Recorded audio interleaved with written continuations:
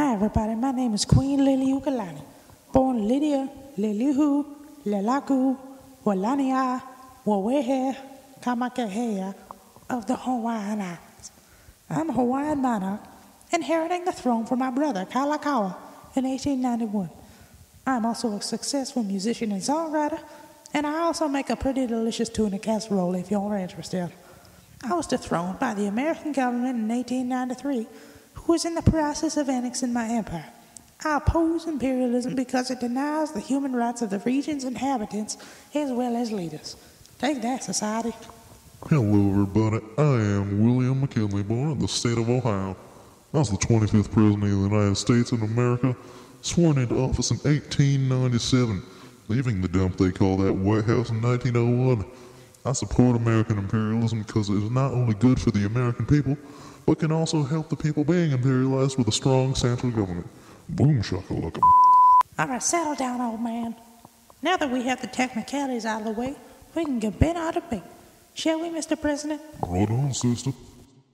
As the Queen of the Hawaiian Islands, ruler of some of the lands you are trying to acquire, I respectfully disagree with your contentions of American imperialism, especially on my nation.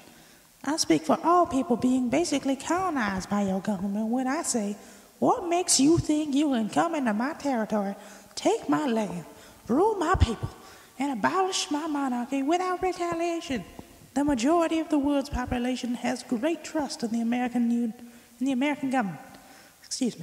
They also, however, have love of their own independence and hope that although they are without official representation in Washington, you would be pleased willingly to listen to their prayers. I can only commit to your careful consideration their present unhappy condition is that of the weak in the grasp of the strong.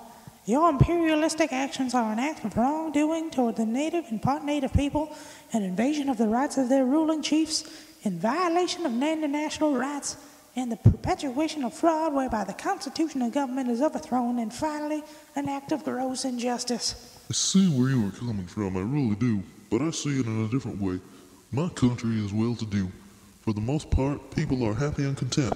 The flag has been sustained on distant seas and islands by the men of all parties and sections, and creeds and races and nationalities, and its stars are only those of radiant hope to the remote people over whom it floats.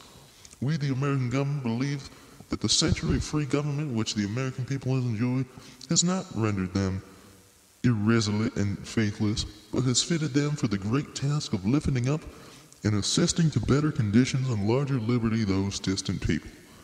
Our imperialism is better in the world. It is our destiny not only to expand our empire, but to also bring peace and liberty to those we imperialize. Our actions are in good heart, I assure you. And if you see it differently, then so be it. We will continue to follow our destiny, as we know that that is what truly is right, and will benefit all in the end. The only problem with your theory is that imperialism can always spark violence, and fighting is not helping each other. In fact, it's like the farthest thing from helping each other, seeing as how you're technically killing each other, but never mind. Your peaceful annexation of my land is only existent because of the violent implications that threaten any kind of argument in this issue. You menace us by occupying hundreds of military forces that we can obviously not combat. How could this seem to be morally right in your imbecilic minds? Hey, you watch your mouth, Lili'uokalani. You watch yourself, Mr. Presidential ass. My people, about 40,000 in number, have in no way been consulted by those 3,000 in number who claim the right to destroy the independence of Hawaii. You want to take over land that is not rightfully yours and is illegal. The government of the United States receives such territory from the hands of those whom its own magistrates pronounce fraudulently in power and unconstitutionally rule in Hawaii. Your own judiciary declared that you don't have the right to take my land. However, you continue the process of annexing Hawaii without a consent.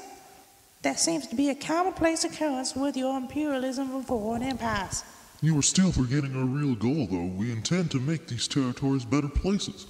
I believe we are thinking on two different levels here. I am the president of one of the most powerful countries in the world, while you are the princess of nomadic surfers. How dare you? Who do you think you are, talking about me and my people like that? This is who I am and this is what I do. Learn to deal with it. We are happy as we are. Why not let us be happy? Because Morgan Freeman is the greatest narrator ever to bless humans with his voice. That's why. Anywho, it is because we know that you will be happier in the end. We are the most powerful nation on this earth. So why can we not help out others by creating an even more powerful nation? The liberators will never become the oppressors. A self-governed people will never permit despotism in any government which they foster and defend. We will continue to improve others' lives by infusing them with the most powerful nation in the world. How is it possible that 75 million American freemen are unable to establish liberty, justice, and good government in our new possessions? It seems that we will never end our arguments. Let the eternal flame burn on like a Roman candle, if they are invented yet, I'm not sure. You and I both know what is truly right and just in the matter of American imperialism.